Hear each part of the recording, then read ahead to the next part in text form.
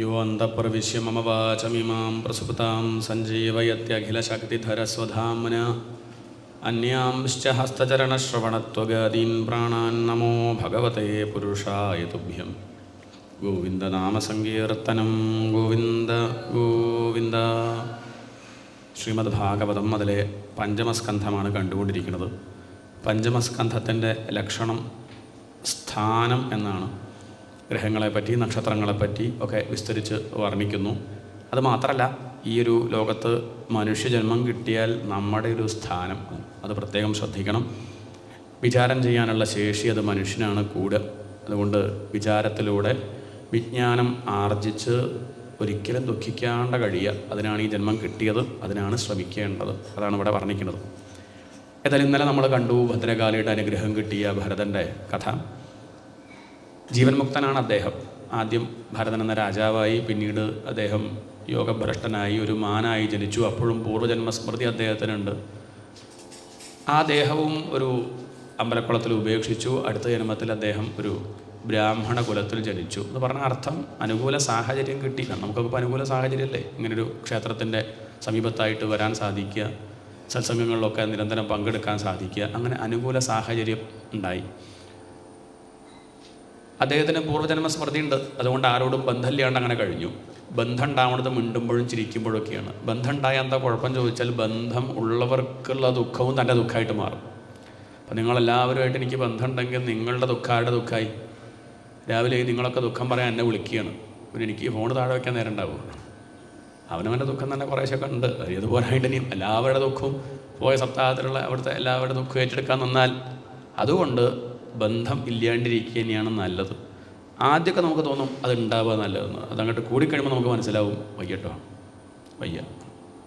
അതുകൊണ്ടാണ് പലപ്പോഴും പലപ്പോഴും എന്താ ഉണ്ടാവുക വെച്ചാൽ, ഈ എല്ലാ ദിക്കിലും അങ്ങനെ ഉണ്ടെന്നല്ല, ഈ കൗൺസിലർമാർ കുറച്ച് കഴിഞ്ഞാൽ അവർക്ക് നിരാശ ഉണ്ടാവും. എന്താണ് ഈ പരാതി കേട്ട്, ഗുരുവായൂരപ്പിന് കുഴപ്പമില്ല, പരാതി കേട്ട് കേട്ട് കേട്ട് അത് അദ്ദേഹത്തിന് കുഴപ്പമില്ല. അല്ലാത്തവർക്ക് ഇതിങ്ങനെ കേട്ട് കേട്ട് കേട്ട് കുറച്ച് കഴിയുമ്പോൾ അവർക്ക് എന്താണെന്നില്ലാത്തൊരു വിഷമാണ്.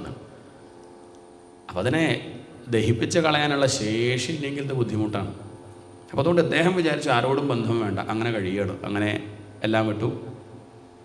ബന്ധമില്ലാണ്ടിരിക്കുമ്പോഴാണിതാ തൻ്റെ ദേഹം ത്യജിക്കാനൊരു മാർഗം രണ്ടുപേര് കൂട്ടിക്കൊണ്ടുപോയി. പക്ഷേ ഭഗവതി അമ്മ തന്നെ രക്ഷിച്ചു. അദ്ദേഹത്തെ സംബന്ധിച്ച് രക്ഷിച്ചുള്ള ഭാവമൊന്നുമില്ല കേട്ടോ. ഈ ദേഹം ഉണ്ടെങ്കിൽ എന്ത്, ഇല്ലെങ്കിൽ എന്ത്. പശുവിൻ്റെ കഴുത്തിൽ ഗോപൂജയ്ക്കൊക്കെ മാല ചാർത്തും. മാല ചാർത്തി എന്നുള്ള വിചാരം പശുവിനുണ്ടോ? ഉണ്ടോ? മാല ചാർത്തിയിട്ടുണ്ട് ഒന്നുമില്ല. അതുപോലെ അദ്ദേഹത്തിൻ്റെ കഴുത്തിൽ പൂണൂരുണ്ട്. അത് അച്ഛനങ്ങ് 7-ാം വയസ്സിൽ ഇടിയിച്ചു. അതവിടെ കിടക്കുന്നുണ്ട്, പൊട്ടിയില്ല. അത്രയേ ഉള്ളൂ. 24 വയസ്സായിട്ട് പൊട്ടിയില്ല. അതവിടെ ഇരിക്കുന്നുണ്ട്. അതല്ലാതെ അദ്ദേഹത്തിന് അതിന് അഭിമാനമൊന്നുമില്ല. അങ്ങനെ അദ്ദേഹം കഴിയണം. ഏതായാലും തനിക്ക് പോകേണ്ട സമയമായിട്ടുണ്ടാവില്ല എന്ന് അദ്ദേഹം കണക്കാക്കി. ഇരുന്നാലും സാരല്ല, പോയാലും സാരല്ല. ആ മട്ടിലാണ് ഭരതൻ കഴിയുന്നത്. എന്തുകൊണ്ട് അദ്ദേഹം ആ സമയത്ത് മരിച്ചില്ല? അദ്ദേഹത്തെ കൊണ്ട് ലോകത്തിന് പല കാര്യങ്ങളും നടക്കാനുണ്ട്. അതാണ് രഘുഗണൻ എന്ന പേരായിട്ടൊരു രാജാവ്, സിന്ധു സൗവീരത്തിലെ രാജാവാണ്. സിന്ധു സൗവീരം എന്ന് പറഞ്ഞാൽ ചെറിയൊരു ദേശം, ചെറിയൊരു പഞ്ചായത്ത് നിന്ന് കൂട്ടിയാൽ മതി. അവിടുത്തെ രാജാവാണ് ആര്? ഈ രഘുഗണൻ. അദ്ദേഹം കുറച്ചൊക്കെ ശാസ്ത്രം പഠിക്കുന്ന ആളാണ്. കുറച്ചൊക്കെ പുസ്തകം വായിക്കുന്നുണ്ട്. അവിടെയും ഇവിടെയും പോകും. പ്രഭാഷണമൊക്കെ കുറേശ്ശെ അവിടെയും ഇവിടെയൊക്കെ കേൾക്കും. മുഴുവൻ കേൾക്കില്ല, നമ്മളെപ്പോലെ തന്നെ അവിടെയും ഇവിടെയൊക്കെ അങ്ങനെ കേട്ട് പോകുന്നല്ലാതെ മുഴുവനായിട്ട് അദ്ദേഹം മനസ്സിലാക്കിയിട്ടില്ല. ഉണ്ടെങ്കിൽ സംശയം ഉണ്ടാവില്ല. അങ്ങനെ അങ്ങനെ ഓരോരോ ഇത് കേട്ട് അവിടെ നിന്നൊക്കെ കേട്ട് കുറച്ചൊക്കെ കാര്യങ്ങൾ അറിയാം. അറിയാത്ത ആളല്ല, മോശക്കാരാണ്, വിവരമില്ല എന്ന് വിചാരിക്കുകയും ചെയ്യരുത്. നല്ല വിവരമുണ്ട്, കാര്യങ്ങളൊക്കെ നിശ്ചയുണ്ട്. ഇങ്ങനെയൊക്കെ അധികാരവും പണമൊക്കെ ഉള്ളപ്പോഴും അദ്ദേഹത്തിന് ചിന്ത എന്താ വെച്ചാൽ, ഈശ്വരനെ അറിയണം. ഇനി ഇങ്ങനെ കഴിഞ്ഞാൽ പോരാ, ആത്മാവിനെ അറിയണം, പരമശാന്തിക്കുള്ള ഉപായം എന്തെന്ന് അന്വേഷിക്കണം. ശാസ്ത്രമൊക്കെ പഠിക്കുമ്പോൾ ചില സമയത്തൊക്കെ സംശയം തോന്നും. ശരീരമല്ല ഞാൻ എന്ന് പറയും ചെയ്യുക, എന്നാൽ 8:30 നിർത്തിയില്ലെങ്കിൽ വിവരം അറിയും. ശരീരമല്ല ഞാൻ ചാപ്പാട് പോകണം, അവിടെ ഇരുന്നാൽ പോരെ. അതല്ല, പറയുമ്പോൾ അങ്ങനെ പറയണമുണ്ട്. എന്നാൽ അനുഭവത്തിൽ അങ്ങനെ എല്ലാവരും ദുഃഖം എനിക്കല്ല, ഞാൻ ആത്മസ്വരൂപനാണ്, ആനന്ദസ്വരൂപനാണെന്ന് പറയണു. എന്നിട്ട് അയാൾ ഇരുന്ന് കരയണമുണ്ട്. അപ്പോൾ അതെന്താ സംഗതി? എന്തുകൊണ്ട് ഇങ്ങനെ? എന്താ അത് അനുഭവത്തിൽ വരാത്തത്? ഒരു സത്യമാണെങ്കിൽ എല്ലാവർക്കും അനുഭവത്തിൽ വരണ്ടേ? ഇപ്പം പകലാണ്, അത് സത്യമാണ്, നമുക്കൊക്കെ അനുഭവത്തിലില്ലേ? ഇല്ല.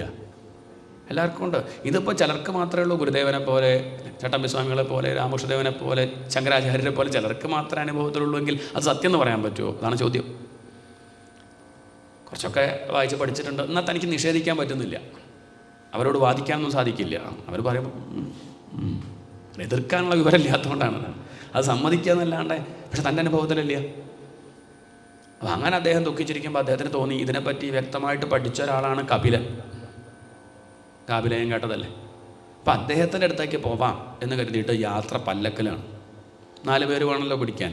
അങ്ങനെ പോയിക്കൊണ്ടിരിക്കുമ്പോൾ പെട്ടെന്ന് ഒരാൾക്ക് എന്തൊരു വയ്യായ വന്നു. 3 കൂടി പിടിച്ച പല്ലക്ക് പോവില്ല എന്നുള്ളത് കൊണ്ട് ഒരാളുടെ ആവശ്യം വന്നു. അവർ 3 പേരും കൂടി രാജാവിൻ്റെ യാത്രയ്ക്ക് തടസ്സം ഉണ്ടാവരുത് കരുതി ആളന്വേഷിച്ചു. ആരെ കണ്ടു? അവിടെ മഞ്ഞുകൊണ്ട് ഇരിക്കുന്നുണ്ടായിരുന്നു ഭാരതൻ. അന്ന് ഭദ്രകാളിയമ്മ ഒന്നും വിട്ടു പോയി. ഇവിടെ വന്ന് പഴയ പണി തന്നെ, വയലിന് കാവൽ നിൽക്കുകയാണ്. അദ്ദേഹത്തെ കണ്ടപ്പോൾ ഇവർക്ക് തോന്നി നല്ല കല്ലനാണ്, ഇയാൾ ഒറ്റയ്ക്ക് വേണിച്ചെടുത്തുകൊണ്ട് പോകും പല്ലക്ക്. അത്രയ്ക്ക് പ്രാപ്തി ആർക്കുണ്ട്? ഈ ഭരതനുണ്ട്. ആളുടെ മഹിമയൊന്നും മനസ്സിലാക്കിയില്ല. ഏതായാലും അദ്ദേഹത്തെ കൂടെ വിളിച്ചു. എന്നാൽ വരില്ല പറഞ്ഞു. കൂടെ അങ്ങോട്ട് പോയി. പല്ലക്കെടുക്കുക പല്ലക്കെടുക്കുക, അത്രയേ ഉള്ളൂ. ഈ ശരീരം വീണത് വരെ എന്തെങ്കിലും ജോലി ചെയ്യുക, അത്രയേ ഉള്ളൂ. ആർക്കെങ്കിലും സഹായം നല്ലതല്ലേ, അത്രയേ ഉള്ളൂ. ആ മഹാത്മാവിന് അദ്ദേഹം ചെന്നു, ആ പല്ലക്കെടുത്ത് തോളിൽ വെച്ചു. ആരാ എടുത്തതെന്ന് മറന്നു പോകരുത്. പണ്ട് ഭാരതം ഭരിച്ച രാജാവിൻ്റെ പുറത്താണ് ആ പഞ്ചായത്ത് ഭരിക്കുന്ന രഘുഗണൻ പല്ലക്കെടുത്ത് വെച്ചത്. നമ്മളാണെച്ചാൽ എന്നങ്ങോട്ട് മാറിയിരിക്കുക ചോദിച്ചാൽ എൻ്റെ ശമ്പളം എത്ര തിരുമേനിക്ക് അറിയോ എന്നാ ചോദിക്കുക. അപ്പോഴേക്കും പുതിയ ആ ഹന്തങ്ങോട്ട് പൊന്തും. ഇല്ല ഇല്ല എന്നൊക്കെ പറയുമെങ്കിലും എവിടെ ഉണ്ടാവും. പണ്ടൊരു ഭാര്യ വന്ന് ഭർത്താവിനോട് ഇങ്ങനെ അടുത്തുള്ള അവിടുത്തെ ഭർത്താവിൻ്റെ കുറ്റം പറയണം. അവിടെ ഒരാളുണ്ട്, അയാളെ പറ്റി ഇങ്ങനെ പറഞ്ഞുകൊണ്ടിരിക്കുകയാണ്. അയാൾ അഞ്ചൊന്നും കേൾക്കില്ല, ഭാര്യ പറഞ്ഞത് കേൾക്കില്ല, ഒരു സഹായം ചെയ്യില്ല, ഒന്നുമില്ല. അങ്ങനെ അതൊക്കെ കേൾക്കുമ്പോൾ ഭർത്താവിനോട് കുഴപ്പമില്ല. അങ്ങനെ പേപ്പർ വായിച്ചിരിക്കുക, അത് കേൾക്കണമുണ്ട്, ഒരു കുഴപ്പമില്ല, ഒരു ചലനം മുഖത്തില്ല. അവസാനം പറഞ്ഞു, നിങ്ങളും അങ്ങനെ തന്നെയാണ്. അത് പറ്റില്ല. നമ്മൾ വിചാരിക്കില്ല, ഇല്ല ഒന്നുമില്ല, എന്ത് കേട്ടാലും ഒന്നും ആവില്ല. അല്ല, അവനവനെ പറ്റി കേൾക്കുമ്പോൾ ഭാവം മാറും. മുഖത്ത് നോക്കിയാൽ മതി. എൻ്റെ അടുത്ത് വന്ന് പ്രഭാഷണം നന്നല്ല പറഞ്ഞാൽ മുഖം കൊണ്ട് ചോക്കും. പറയണ്ട, എന്തായാലും സഹിച്ചു പോകും. 7 ദിവസം കഴിഞ്ഞ് ഞാൻ പോവും, അത്രയേ ഉള്ളൂ. എന്തായാലും ഏൽപ്പിച്ചു, ഇനി സഹിച്ചോളൂ. അതല്ലാതെ അടുത്ത് വന്നിട്ട് അങ്ങനെയാണെന്നും സംഗതി വേറെ. ഇതാണ് കഥ. അഹന്ത എന്ന് പറഞ്ഞാൽ അത് എങ്ങനെ പുറത്തേക്ക് വരും പറയാൻ പറ്റില്ല. പക്ഷേ ഈ ഭരതനെ നോക്കൂ, ലേശം പല്ലൊക്കെ തോളിൽ വെച്ച് അവിടെ കിടക്കട്ടെ, എന്താ പ്രശ്നം? പല്ലൊക്കെ എടുത്ത് നടന്നു. പക്ഷെ നടത്തം അത്ര സുഖം ഇല്ല ആർക്ക്? ഉള്ളിലുള്ള രഘുഗണ രാജാവിന്. കാരണം ഈ ഭരതൻ്റെ നിർബന്ധം താൻ കാരണം ഒരു ജന്തുവിനും വിഷമുണ്ടാവരുത്. ചെറുതോ വലുതോ ഉള്ള ചോദ്യമില്ല. നമുക്ക് വലിയ ജന്തുവിന് വിഷമാവരുത്, ചെറിയ ജന്തുവിന് ആവാന്നുള്ള അഭിപ്രായമൊക്കെ ഉണ്ട് ഇല്ലേ? പക്ഷെ ഭരതൻ അങ്ങനെയല്ല. ഒരു പ്രാണിക്ക് പോലും താൻ കാരണം ഒരു ദുഃഖം ഉണ്ടാവരുത്. അതുകൊണ്ട് അദ്ദേഹം നടക്കുന്ന സമയത്ത് നല്ലോണം നോക്കും. 8 കാലി വരെ കണ്ടാൽ നോക്കുക, ഇത് എവിടെ തുടങ്ങണത് എവിടെയാണ് അവസാനിക്കുന്നത്. കാരണം താനങ്ങോട്ട് പോയാൽ പിന്നെ ആ 8 കാലിക്ക് ഫ്ലാറ്റ് പോയി, നമുക്കൊരു വീട് പോയാൽ അത്ര ദുഃഖമുണ്ട്. ഇങ്ങനെയൊക്കെ അദ്ദേഹം ചിന്തിക്കണം. നല്ലോണം നോക്കി 8 കാലി വല ഇല്ലാത്ത ദിക്കിലൂടെ നടക്കും. താഴത്തു കൂടെ വല്ല ഉറുമ്പും പോകണ്ടോ നോക്കിയാൽ ഉറുമ്പിൻ്റെ വരി മുഴുവൻ പോയിട്ട് അദ്ദേഹം നടക്കുള്ളൂ.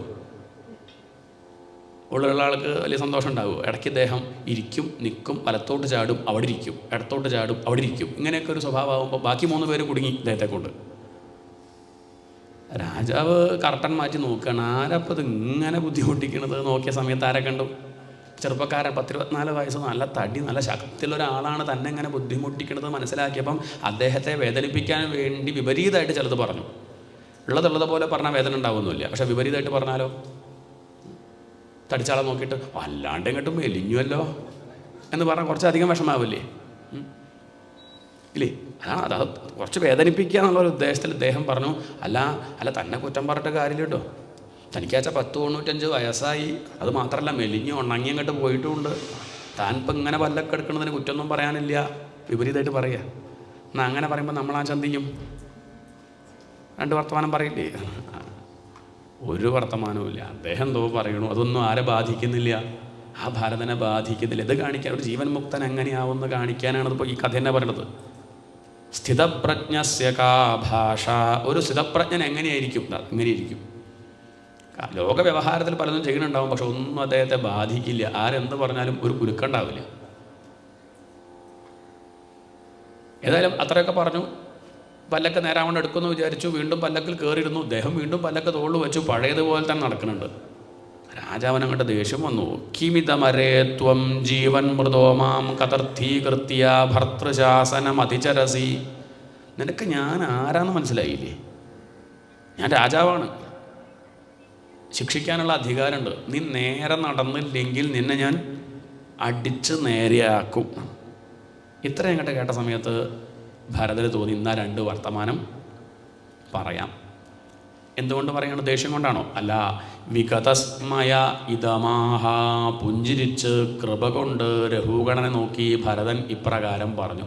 പുഞ്ചിരിച്ച് കൃപ കൊണ്ട് പറഞ്ഞു, ദേഷ്യം കൊണ്ടല്ല. നമുക്കച്ച ദേഷ്യം വരിക, ദേഷ്യം വന്നില്ല. എന്താ കാരണം വെച്ചാൽ എനിക്ക് ദേഷ്യമൊന്നും വരില്ല. ഈ രഘുഗണൻ ഇങ്ങനെ പുറപ്പെട്ട് പോണത് എന്തിനാ? അതാലോചിച്ചു. എന്തിനാ അത്? സിനിമ കാണാൻ? കള്ളുഷാപ്പിക്കും? അദ്ദേഹം എങ്ങോട്ടാണ് പോണത്?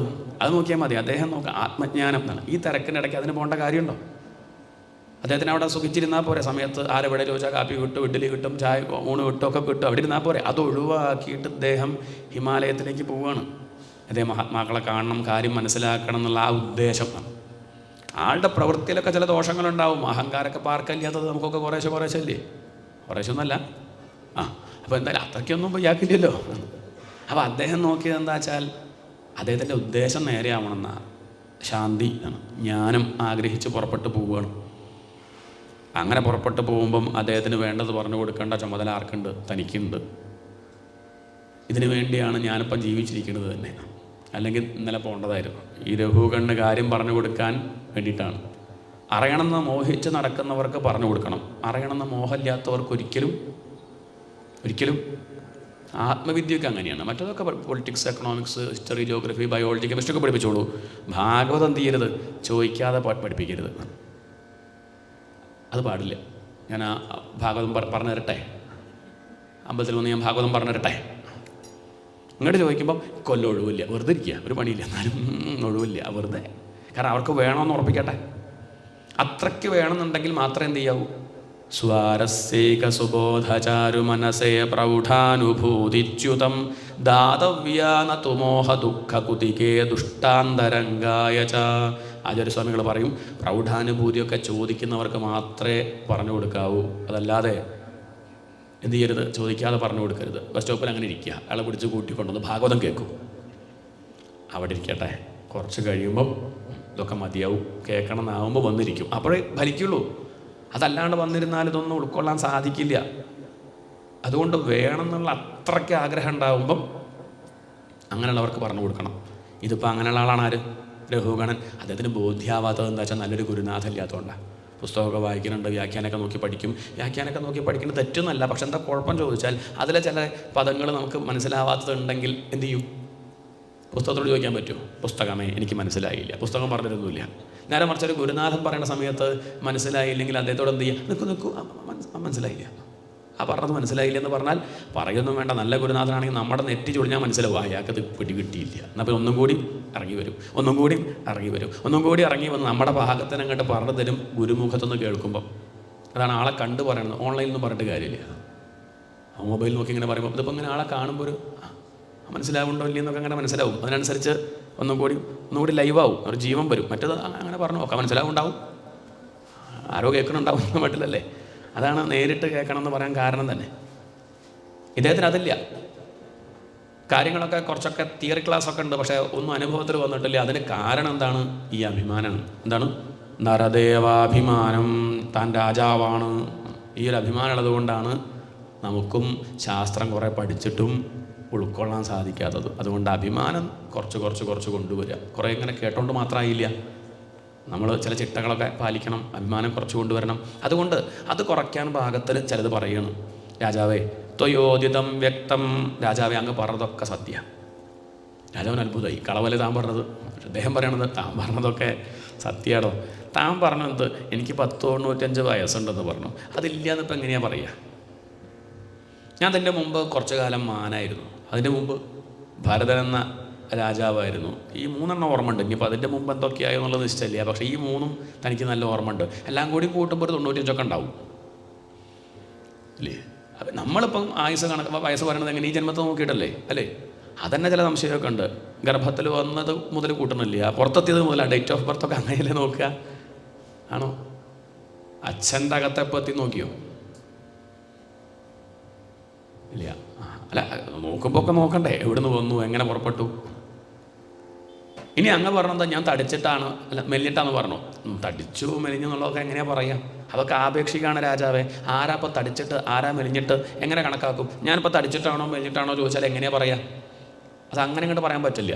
നിങ്ങളിപ്പോൾ ഞാൻ മെലിഞ്ഞിട്ടെന്ന് പറഞ്ഞാൽ ഞാൻ എന്നെക്കാൾ മെലിഞ്ഞ ഒരാൾ അടുത്ത് കൊണ്ടിരുത്തിയാൽ നിങ്ങളെന്ത് പറയും? ആ തടിച്ചതും പോയി. അപ്പോൾ നേരത്തെ മെലിഞ്ഞു പറഞ്ഞ ആൾ തടിച്ചു. എന്നെക്കാൾ തടിച്ച ഒരാളെ കൊണ്ടിരുത്തിയാൽ ഞാൻ ആരായി? ഞാൻ മെലിഞ്ഞ ആളായി. അത് ആപേക്ഷിക. അത് ആരെ നോക്കിയിട്ട് എന്നുള്ളത് വിഷയമുണ്ട്. ഇനിയിപ്പം നിങ്ങൾ പറഞ്ഞത് എൻ്റെ മനസ്സ് നോക്കിയിട്ടാ ആണോ? ആത്മാവ് നോക്കിയിട്ടാ? എന്ത് നോക്കിയിട്ടാ പറഞ്ഞത്? ശരീരം നോക്കിയിട്ടല്ലേ? ഇതാണോ ഞാൻ? ദേഹേന ജാതസ്യ ഹിമേന സന്ധി. അല്ലയോ രാജാവേ, സ്ഥൗല്യം തടി, കാർശ്യം മെലിയ, സ്ഥൗല്യം കാർശ്യം വ്യാധയ ആധയശ്ച ദുഃഖം രോഗം. ദുഃഖം വരുന്നത് മനസ്സിനാണ്, രോഗം വരുന്നത് ശരീരത്തിനാണ്. ക്ഷുത്രിഡ് ഭയം, വിശപ്പ്, ദാഹം അതൊക്കെ പ്രാണനാണ്. കലിരിച്ഛാ ജരാജ നിദ്ര രതിർമന്യുരഹമ്മദശുചോദേഹേന ജാതസ്യ ഹിമേന സന്ധി. ഇതൊക്കെ എൻ്റെ ദേഹത്തിനാണ്, എനിക്കല്ല. രാജാവിനതൊരു ആ വാക്ക് കേട്ടപ്പോൾ ഒരു അത്ഭുതം തോന്നുകയാണ്. എന്താ പറയണത്? ദേഹത്തിനാണ്, എനിക്കല്ല. അപ്പോൾ ദേഹമല്ല ഞാൻ. ദേഹത്തിനാണ് എനിക്കല്ല പറഞ്ഞ, ദേഹമല്ലാത്തൊരു ഞാൻ ഉണ്ടെന്നല്ലേ പറയണത്? അതെ, അങ്ങനെ ഉണ്ട്. ദേഹമല്ലാത്തൊന്ന്. ഞാനിത് കൊണ്ടു നടക്കണമെന്നുള്ള ഉപകരണം പോലെ നമ്മളിങ്ങനെ കൊണ്ടു നടക്കണുണ്ട്. മൊബൈൽ കൊണ്ടു നടക്കണില്ലേ? മൊബൈൽ ഞാനെന്ന് പറയുമോ? ഇല്ല. മൊബൈൽ കേടായ വിഷമമൊക്കെ ഉണ്ടാവും. അത്രയും വിഷമം മതി ശരീരം കേടായാലും. അതിലപ്പുറമൊന്നും ആവശ്യമില്ല.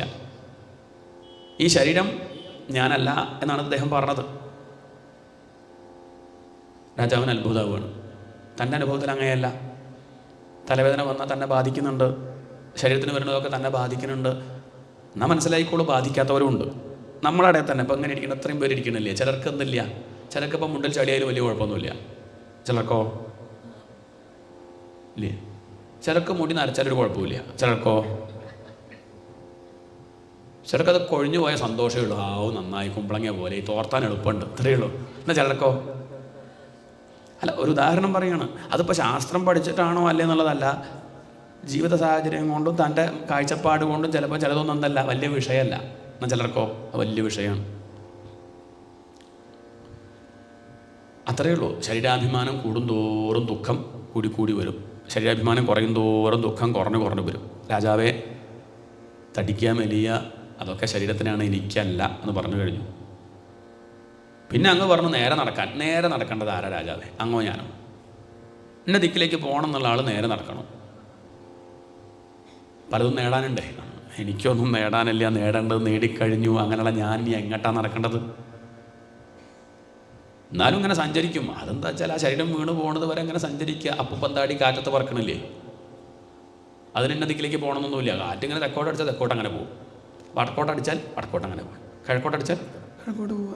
അതപ്പോൾ എന്താ, മത്സരിക്കാനൊന്നുമില്ല, എങ്ങോട്ടാച്ചാൽ പോവുക, അത്രയേ ഉള്ളൂ. അങ്ങനെ പോണു അല്ലാതെ എന്തില്ല, ഒന്നിനോട് ബന്ധമില്ല, ഒന്നും നേടാനുമില്ല.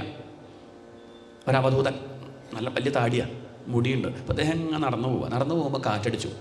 എതിർദിശയിൽ നിന്ന് കാറ്റടിച്ചപ്പോൾ വലിയ പ്രയാസം. കാരണം താടി മുടി ഇങ്ങനെ ഒരു മത്സരിക്കുകയല്ലേ. അപ്പോൾ അദ്ദേഹം എന്ത് ചെയ്തു? കുറച്ച് നേരം ആലോചിച്ചപ്പോൾ തോന്നി തിരിഞ്ഞു നടക്കാം. എന്താണ്? തിരിഞ്ഞു നടന്നാൽ പിന്നെ കുഴപ്പമില്ലല്ലോ. കാറ്റടിച്ചപ്പോൾ അദ്ദേഹം എന്ത് ചെയ്തു? നമുക്ക് പറ്റുമോ? നമ്മൾ സപ്താഹം കേൾക്കാൻ അങ്ങനെ വരുമ്പോൾ കാറ്റടിച്ചു, തിരിഞ്ഞങ്ങോട്ട് നടന്നാൽ അത് വീട്ടിലെത്തും. നമുക്കെന്താ വെച്ചാൽ സപ്താഹം കേൾക്കണം, അത് വേണം എന്നൊക്കെയുള്ളൊരു വിചാരമുണ്ട്, പലതും നേടാനുണ്ട്. അവർക്കൊന്നും നേടാനില്ല. ചിലപ്പോൾ സപ്താഹം കേൾക്കാൻ വന്നിരിക്കും, ചിലപ്പോൾ നീറ്റ് പോകും, അവിടെ എവിടെയും പോയിരിക്കും. അവർക്കെന്തില്ല, ഈ ശരീരം വീണത് വരെ സഞ്ചരിക്കുക, അത്രയേ ഉള്ളൂ. സഞ്ചരിക്കുന്നില്ലെങ്കിലും കുഴപ്പമില്ല. നമുക്കങ്ങനെയാണോ? അതാണ് ചോദ്യം. അവരെ പേടിക്കാനില്ല, കാരണം അവരുടെ ഉള്ളിൽ വാസന ഇല്ല. എന്തില്ല? ശരീരം ഉണ്ടെന്നേ ഉള്ളൂ, ഉള്ളിൽ വാസന ഇല്ല. ഇതുപോലെ വെച്ചാൽ ഗ്യാസ് ഇല്ലാത്ത സിലിണ്ടർ പേടിക്കാനുണ്ടോ? കണ്ടാൽ സിലിണ്ടർ തന്നെയാണ് അല്ലേ? കണ്ടാൽ ഒന്നിങ്ങനെ എടുത്തു നോക്കുമ്പോൾ ഇത് വെറുതെ ആയിട്ടോ കൊണ്ടുപോയിട്ട് ഇങ്ങനെയാണ്. ജീവനമുക്തന്മാർ നമ്മുടെ കൂടെ ഇരുന്ന് ചിലപ്പോൾ പ്രഭാഷണം കേട്ടു എന്ന് വരും, എണീറ്റ് പോയി എന്ന് വരും, കാപ്പി കുടിച്ചു എന്ന് വരും, ചിലപ്പോൾ കുറ്റം പറഞ്ഞൊന്നും വരും. രമണ മഹർഷിയൊക്കെ ഇടയ്ക്ക് കുറ്റമൊക്കെ പറയാറുണ്ട്, അത്രയാണ്. പക്ഷെ അതൊന്നും അവരെ ബാധിക്കുന്നില്ല. അതൊന്നും അവർക്ക് പിന്നെ ജന്മത്തിന് കാരണമാവുന്നില്ല, ബന്ധനത്തിന് കാരണമാവുന്നില്ല. അതൊന്നും അവരെ ഉള്ളിൽ തട്ടണില്ല. അതുകൊണ്ട് രാജാവെ, നേരെ നടക്കേണ്ടത് ഞാനല്ല. എനിക്ക് പ്രത്യേകിച്ച് ലോകത്തൊന്നും നേടാനില്ല. നേടേണ്ടത് നേടിക്കഴിഞ്ഞു. ഏറ്റവും വലിയ ലാഭം അത് ആനന്ദമാണ്, ആത്മലാഭം. തന്നെ അറിഞ്ഞു. ഇനിയിപ്പോൾ എന്താ അറിയാനുള്ളത് ഇവിടെ? പിന്നെ അങ്ങ് പറഞ്ഞു എന്നെ നേരെയാക്കുന്നു. നേരെയാവാത്ത ആളെ നേരെയാക്കേണ്ടത്, അല്ലാണ്ട് എന്നെയല്ല.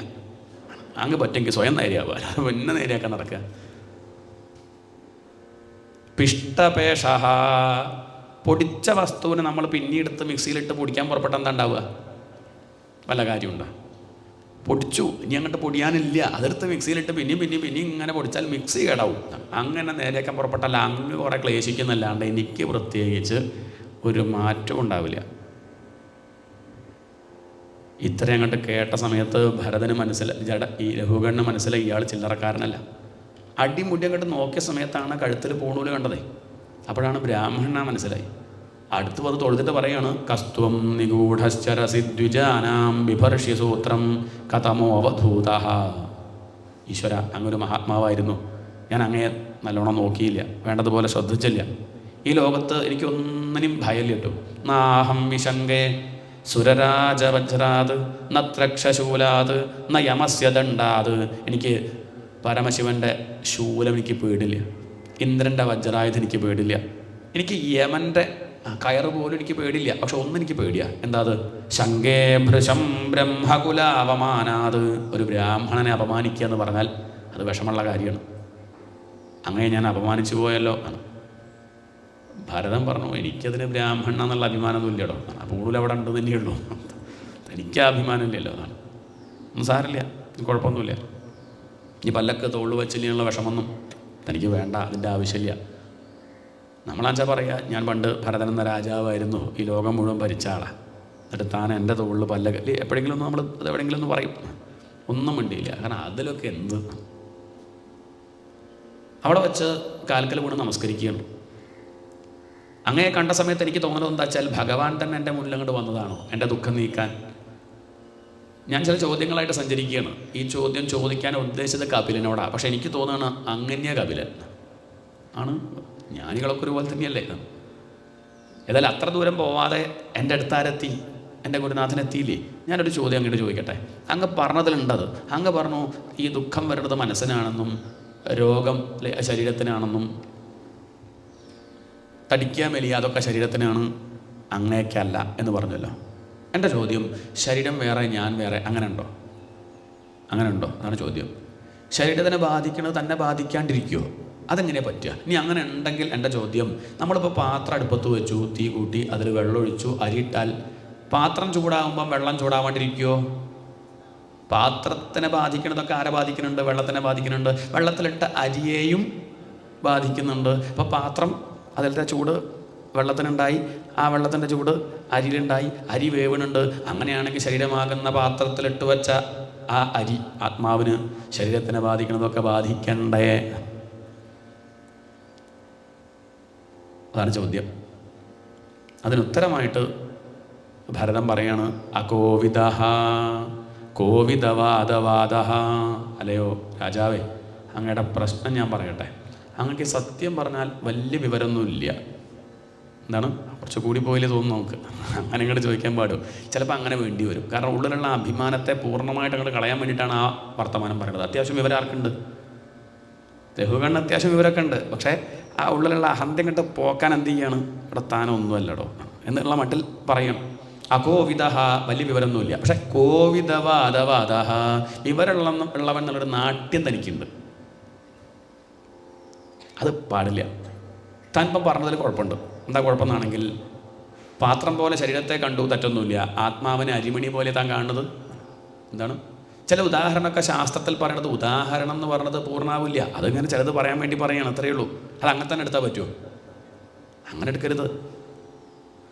ആത്മാവാസ്യമിതം സർവം. ഇവിടെ ആത്മാവല്ലാതൊരു വസ്തു ഇല്ല. എന്താണ് എന്താണ് നമ്മളിപ്പോൾ പറയുമ്പോൾ ഓട് കൊണ്ടാണ് വിളക്കുണ്ടാക്കിയതെന്ന് പറയും. ഓട് വിളക്ക് വേറെ ഉണ്ടോ? ഉണ്ടോ?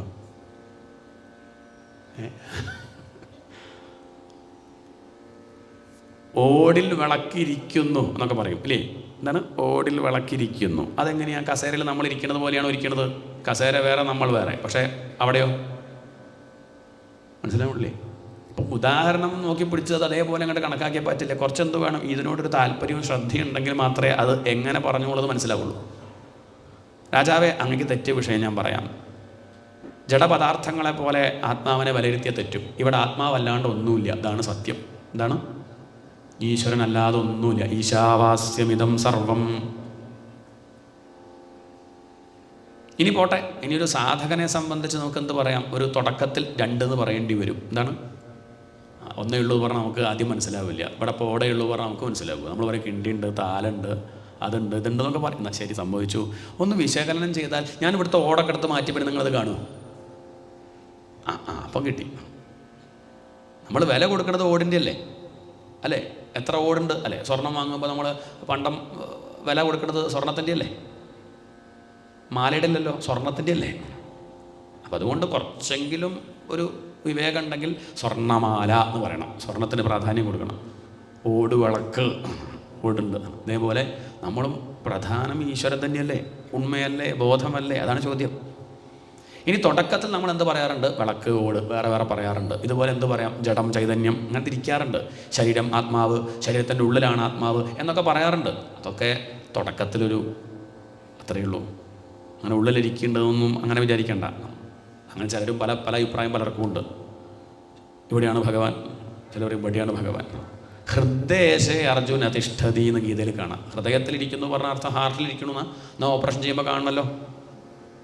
അതൊന്നല്ല അർത്ഥമാണ്. ആ ഹൃദയം എന്നുള്ളത്, പണ്ടത്തെ ഹൃദയം എന്നുള്ളത് ഇപ്പം നമ്മൾ ഉപയോഗിക്കുന്നു എന്നേ ഉള്ളൂ. ആ അവയവത്തിന് അത്രയേ ഉള്ളൂ. അത് ആ പേരിടണു. ജ്ഞാനികൾ പറഞ്ഞ ഹൃദയം എന്ന് പറഞ്ഞത് ആ ഒരു സാധനമല്ല. ഹൃദയേശേ അർജുന തിഷ്ഠതി എന്നാണ്. ഉള്ളിലിരിക്കുന്നു എന്ന് പറയാം, തെറ്റൊന്നുമില്ല. അതൊരു തുടക്കത്തിൽ അങ്ങനെ പറയാം. അങ്ങനെയാണെങ്കിലും ഒന്ന് പറയട്ടെ, ശരീരമായിട്ട് ബന്ധമില്ല. എന്താണ്? ഉള്ളിലാണെങ്കിൽ പോലും ബന്ധമില്ല. അപ്പോൾ ചോദ്യം, ഉള്ളിലാണെങ്കിൽ ബന്ധമില്ലാണ്ടിരിക്കുമോ? ഒന്നിൻ്റെ ഉള്ളിലാകുമ്പോൾ ബന്ധമില്ലാണ്ടിരിക്കുമോ? ഉണ്ടാവും. അങ്ങനെയുള്ള ഉദാഹരണം ലൗകികമായിട്ട് തന്നെ പറയാം. കൊട്ടത്തേങ്ങ അങ്ങനെയാണ്. പച്ചത്തേങ്ങയുടെ കാര്യമല്ല പറയണത്. കൊട്ടത്തേങ്ങ എങ്ങനെയാണ്? കൊട്ടത്തേങ്ങ ഉള്ളിലുള്ള ആ വാസന പറ്റിയാൽ, ഉള്ളിലുള്ള വെള്ളം കണ്ട് പറ്റിയാൽ അത് ആ ചിരട്ടയിൽ നിന്ന് അങ്ങോട്ട് വിടും ഇല്ലേ? ഇതുപോലെ ഭാഗവതം കേട്ട് കേട്ട് കേട്ട് നമ്മൾ നമ്മുടെ ആ വാസന ഇങ്ങോട്ട് പറ്റിയാൽ ശരീരം അവിടെ ഉണ്ടാവും, പക്ഷെ അതിൽ നിന്ന് അങ്ങോട്ട് വിടും. കൊട്ടത്തേങ്ങ കുലുക്കുമ്പോൾ മാത്രമേ അറിയുള്ളൂ, അല്ലെങ്കിൽ അത് കൊട്ടത്തേങ്ങ മനസ്സിലാവുന്നില്ല. കുലുക്കുക എവിടെയും തൊട്ടില്ല കേട്ടോ, എന്നാ ഉള്ളിലാണ്. ഇതുപോലെ ചില മഹാത്മാക്കൾ അവർ ശരീരമുണ്ടാവും, പക്ഷേ എവിടെയും അവർക്ക് എന്തില്ല. അത് നമുക്ക് കുലുക്കി നോക്കുമ്പോഴേ അറിയുള്ളൂ. ജീവിതത്തിൽ പ്രതിസന്ധിയും പ്രയാസം വരുമ്പോഴേ നമുക്ക് മനസ്സിലാവുള്ളൂ. അയാൾ ജ്ഞാനി കേട്ടോ, ഒന്നും അയാളെ സ്പർശിച്ചില്ല. പ്രഭാഷണം നോക്കി മനസ്സിലാവുന്നില്ല. ആ പ്രഭാഷണത്തിൽ നാവിന് നീളുണ്ടെങ്കിൽ എന്ത് ചെയ്യും പറയാൻ പറ്റും. അല്ല, പ്രഭാഷണമല്ല, ആളെ നമ്മൾ വിലയിരുത്തി നോക്കുമ്പോഴാണ് ലവലേശം സ്പർശിക്കുന്നില്ല. നാളികേരം ആ ചിരട്ട കണ്ട് പൊട്ടിച്ചാൽ ഉരുണ്ട കണ്ട് പോകും. ചിരട്ടയായിട്ട് ബന്ധമൊന്നുമില്ല ഉണ്ടോ? എന്നാലും ചിരട്ടയായിട്ട് അങ്ങനെയൊന്നുമില്ല. ആ ചിരട്ട അങ്ങോട്ട് പൊട്ടിയാൽ ഉരുണ്ട അങ്ങോട്ട് പോവുകയായി. ശരീരമായിട്ട് ബന്ധമില്ല. അത് ഇരിക്കുമ്പോഴും കുഴപ്പമില്ല, അത് പോയാലും പ്രശ്നമില്ല. എന്നാൽ നമ്മളൊക്കെ പച്ചത്തേങ്ങ പോലെ ചിരകിയാലും കിട്ടില്ല. പിന്നെ അങ്ങനെ ശരീരമായിട്ട് ഒട്ടി കുഴമ്പ് തേച്ച് മറ്റേ കുഴമ്പ് തേക്കണ്ടെന്നല്ല കേട്ടോ, കേൾക്കോട്ടെ, വ്യായാമമൊക്കെ വേണം. ഇരിക്കുമ്പോൾ നന്നായി പോട്ടെ, തെറ്റല്ല. പക്ഷേ വല്ലാതെ കണ്ട് ഒട്ടുന്നുണ്ട്. അതിനനുസരിച്ച് ദുഃഖം കൂടും. കുറച്ച് കഴിയുമ്പോൾ ഒക്കെ ക്ഷീണിക്കുക ചെയ്യുക. അപ്പോൾ എന്താവും? പ്രയാസം വർദ്ധിക്കുകയാണ്. അതിൻ്റെ മുമ്പായിട്ട് എന്ത് ചെയ്യണം? ഈ തത്വമൊക്കെ അറിഞ്ഞാൽ ശരീരം വീഴുമ്പോഴും അത് ക്ഷീണിക്കുമ്പോഴും കുഴപ്പമില്ലാണ്ടിരിക്കാൻ പറ്റും. ഭഗവാനല്ലാണ്ട് ഒന്നുമില്ല. ഉദാഹരണം പറഞ്ഞാൽ അഴ പോലെ എന്ന് പറയും. അതിൻ്റെ മുകളിൽ പലതും ചാർത്താറുണ്ട്. നമ്മൾ അഴ പറഞ്ഞാൽ മനസ്സിലായില്ലേ? അയൽ എന്ന് പറയും ഞങ്ങളുടെ നാട്ടിൽ. അതങ്ങോട്ട് കെട്ടും. കെട്ടിക്കഴിഞ്ഞ് ചിലപ്പം പല വേഷങ്ങളും ചാർത്തും. പുരുഷൻ്റെ വേഷം പാൻറ്റും ഷർട്ടും ഉണക്കാനിട്ടു, അത് മാറ്റി ചിലപ്പോൾ സാരി ഉണക്കാനിട്ടു. ഒരേ അയലിൻ്റെ മുകളിലാണ്. ഇതുപോലെ നമുക്കത് അപ്പം പുരുഷൻ്റെ വേഷം ചാർത്താൻ ഇട്ടു, ഉണക്കാനിട്ടതാണ്. ഇത് ഉണങ്ങി എന്ത് ചെയ്യും? പേപ്പറിൽ കൊടുക്കും. അത്രയേ ഉള്ളൂ. ഉണങ്ങിയെന്നർത്ഥം. ഉണങ്ങിയെടുത്ത് മാറ്റി. അപ്പോഴും അഴ മാറണ്ടോ? ചിലപ്പോൾ സ്ത്രീയുടെ വേഷം ആയിക്കോട്ടെ, അപ്പം പേര് മാറി, അത്രയേ ഉള്ളൂ. ചിലപ്പോൾ കണ്ടാമൃഗത്തിൻ്റെ വേഷം കിട്ടിയെന്ന് വരും. നമ്മളെ കയ്യിലിപ്പ് പോലെയാണ്. അപ്പോഴും ആ അഴയ്ക്ക് മാറ്റമില്ല. അതിൻ്റെ ചിലപ്പോൾ ഒന്നും ചാർത്താണ്ടി വെയിലും മഴയും കൊണ്ട് ആരുണ്ടാവും അവിടെ? അഴങ്ങനെ അവിടെ അങ്ങനെ നിൽക്കുന്നുണ്ട്. ചിലപ്പോൾ ജന്മമൊന്നും ഉണ്ടാവില്ല, ശരീരമൊന്നും ഉണ്ടാവില്ല. അപ്പോഴും എന്തുണ്ട്? അഴയ്ക്കൊരു മാറ്റമില്ല. ഇതുപോലെയാണ് എന്ന് പറഞ്ഞാൽ ആത്മാവ് അഴ പോലെയെന്ന് പറഞ്ഞിട്ടില്ലേ? ഇനി അഴയെ തൊഴുക, പൂജ, അതല്ല പറയണത്. ഉദാഹരണത്തിന് പരിമിതി ഉണ്ട്. ചില ദൃഷ്ടാന്തം അത് കാര്യം പറയാൻ വേണ്ടിയിട്ട് ഇങ്ങനെ സൂചിപ്പിക്കുകയാണ്. ഓരോരോ കാര്യങ്ങൾ പറയാൻ വേണ്ടി ഓരോരോ ഉദാഹരണം പറയുന്നേ ഉള്ളൂ. അതാണ് താല്പര്യം. രാജാവ് ചോദിച്ചു, എനിക്കത് അനുഭവത്തിൽ വരാത്തത് എന്തുകൊണ്ടാണ്? പറയാം രാജാവേ. എന്താ തനിക്ക് അനുഭവത്തിൽ വരാത്തത് ചോദിച്ചാൽ തനിക്ക് അതിനോട് വേണ്ടത്ര ശ്രദ്ധ ഇല്ലാത്തതുകൊണ്ടാണ്. എന്താണ്? അതിനാണ് കാര്യം. നമ്മളുടെ ആത്മാർത്ഥത പോലെയാണ്. നമുക്ക് താല്പര്യമുള്ള വിഷയമാണെന്ന് വെച്ചാൽ നമ്മൾ എങ്ങനെയെങ്കിലും നേടിയെടുക്കില്ലേ? ഇല്ല. പിന്നെ ആവാ വിചാരിക്കുമോ? അതില്ല, നേടിയെടുക്കും. താല്പര്യം എന്നുള്ളത് തന്നെയാണ് വിഷയം. നമുക്ക് ശരീരാഭിമാനം കൂടുന്തോറും ഈശ്വരൻ നമ്മളിൽ നിന്ന് അകന്നകന്നകന്നു പോവും, ശാന്തി അകന്നു പോവും. അതുകൊണ്ട് ഈ കാണുന്നതൊക്കെ തുച്ഛം എന്നറിയാൻ വേണ്ടി ഈ പ്രപഞ്ചത്തിൻ്റെ നിസ്സാരത ബോധ്യപ്പെടുത്തുകയാണ്. ഇത് കേമം തോന്നിയാൽ വിടാൻ തോന്നുന്നു. ഒന്ന് കേമം തോന്നിയാൽ നമുക്ക് ഉപേക്ഷിക്കാൻ തോന്നുന്നു. അത് മോശം തോന്നിയാൽ ഉപേക്ഷിക്കില്ലേ? നമുക്ക് പലതിനോടൊപ്പം വൈരാഗ്യമില്ലേ? പണ്ട് കാലത്ത് ഇഷ്ടമുള്ള പലതൊപ്പം വലിയ താല്പര്യമൊന്നുമില്ലല്ലോ. കുട്ടിക്കാലത്ത് ബലൂണ് വലിയ ഇഷ്ടമായിരുന്നു. ഇപ്പോഴോ മുത്തശ്ശിമാർക്ക് ഞാൻ ബലൂണ് തരട്ടെ, എന്തിനാ അല്ലേ? എന്താ ബലൂണോട് താല്പര്യമില്ലാത്തത്? താല്പര്യം പൊട്ടും, അതന്നെ, അത്രയേ ഉള്ളൂ. ആ കുട്ടികൾക്ക് കൊടുത്താലോ? കുട്ടിയും മുത്തശ്ശിയും ബലൂണ് തട്ടി കളിക്കുക, രണ്ടുപേരും തട്ടി കളിക്കുന്നുണ്ട്. ബലൂണ് പൊട്ടിയാൽ മുത്തശ്ശിക്ക് സങ്കടം ഉണ്ടോ? കുട്ടിക്കോ? മുത്തശ്ശിക്ക് സന്തോഷമേ ഉള്ളൂ, കുറച്ചു നേരം വിശ്രമിക്കുക. ഹാവൂ പൊട്ടി. എന്താ വെച്ചാൽ ആ ബലൂണാണെന്നറിയാം, അത് തുച്ഛമാണെന്ന് നിശ്ചയുണ്ട്. ഇതുപോലെ തുച്ഛമാണ് ഈ ശരീരം, തുച്ഛമാണ് ഈ സ്ഥാനം, പദവി, പണം, ഇതൊക്കെ തുച്ഛമാണ്. നാളെ പോവും, തന്നെ പോവാം, അത്രയേ ഉള്ളൂ. ഇത് കേമെന്ന് വിചാരിച്ചാൽ ദുഃഖിക്കേണ്ടി വരും. അതത്രയേ ഉള്ളൂ എന്നങ്ങോട്ട് മനസ്സിലാക്കുന്നൊരു ജ്ഞാനിക്ക് എന്തില്ല, ഒരു ദുഃഖവും അതിലുണ്ടാവില്ല. നമ്മൾ ഈ പ്രപഞ്ചം കേമെന്നും, എൻ്റെ വീട് കേമം, എൻ്റെ ശരീരം കേമം, എൻ്റെ ഭാര്യ, എൻ്റെ കുട്ടി, ഇതൊക്കെ കേമാണ്, നല്ലതാണ്. നല്ലതല്ല കേട്ടോ പറയണത്, അതൊക്കെ അങ്ങനെ ഇരിക്കട്ടെ, ഒന്ന് വീട്ടിൽ പോയി പറയരുതേ. ഇത് ഇവിടെ കേൾക്കുക, നമ്മൾ ഒറ്റയ്ക്ക് അഭ്യസിക്കുക എന്നല്ലാണ്ട് വേറെ എന്തെങ്കിലും പറയാനുള്ളതല്ല. അതിനോടുള്ള അമിതമായ ഭ്രമം കൊണ്ടാണ് ദുഃഖം ഉണ്ടാവുന്നത്. അതുകൊണ്ട് ഇതൊക്കെ തന്നെ ഭാവിയിൽ ദുഃഖിപ്പിക്കും എന്നറിഞ്ഞാൽ നമ്മൾ വിടില്ലേ? അതിനുവേണ്ടി പ്രപഞ്ചത്തിൻ്റെ നിസ്സാരത ബോധ്യപ്പെടുത്തുകയാണ്. ഈ പ്രപഞ്ചം ഒരു കാടാണ് രാജാവേ, സംസാര അടവി വർണ്ണനം, ഭവാടവി. നമ്മളൊക്കെ കച്ചവടക്കാരാ. കാട്ടിലെങ്ങനെ പെട്ടു ചോദിച്ചാൽ ഉത്തരമൊന്നുമില്ല, പെട്ടു. ഇനിയിപ്പോൾ ഇവിടുന്ന് എങ്ങനെ പെട്ടു ചോദിച്ചാൽ ഉത്തരമൊന്നുമില്ല, ഉണ്ടോ? എന്നാലും ഞാനെങ്ങനെ ഇവിടെ ഈ എടപ്പള്ളി തന്നെ ഒന്ന് പെട്ടു, ഈ പുള്ളിക്കാരനെ തന്നെ ഞാനെങ്ങനെ ഒന്ന് കഴിഞ്ഞില്ലേ?